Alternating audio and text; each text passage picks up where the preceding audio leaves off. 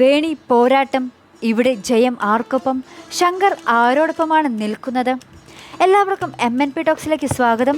ഇന്നത്തെ ഗൗരി ശങ്കരം പ്രൊമോ എല്ലാവരെയും ആകാംക്ഷയുടെ മുൾമുനയിൽ നിർത്തിച്ച ഒരു പ്രൊമോ തന്നെയായിരുന്നു. വേറെ ഒന്നുമല്ല, നമ്മുടെ വേണി അമ്മയ്ക്ക് വേണ്ടി പോരാടാൻ, ഗൗരിക്കെതിരെ പോരാടാൻ അവിടെ ചാരങ്ങാട്ട് വീട്ടിൽ എത്തുന്നത് തന്നെയാണ് നമ്മുടെ പ്രൊമോയിൽ കാണിക്കുന്നത്.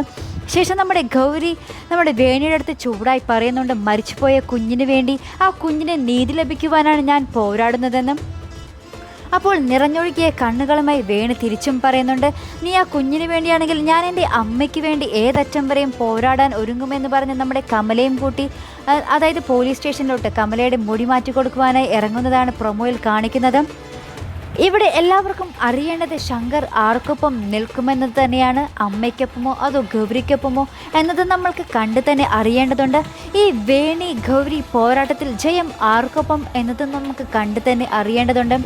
വേണിയുടെ പോരാട്ടം എങ്ങനെയൊക്കെ ആയിരിക്കും നമ്മുടെ ഗൗരി ശങ്കരം കഥയെ വഴിതിരിച്ച് വിടുന്നതെന്നൊക്കെ നമ്മൾക്ക് കാത്തിരുന്ന് കാണേണ്ടതുണ്ട്.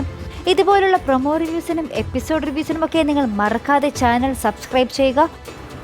അടുത്തൊരു വീഡിയോയുമായി വരുന്നത് വരയ്ക്കും ബൈ.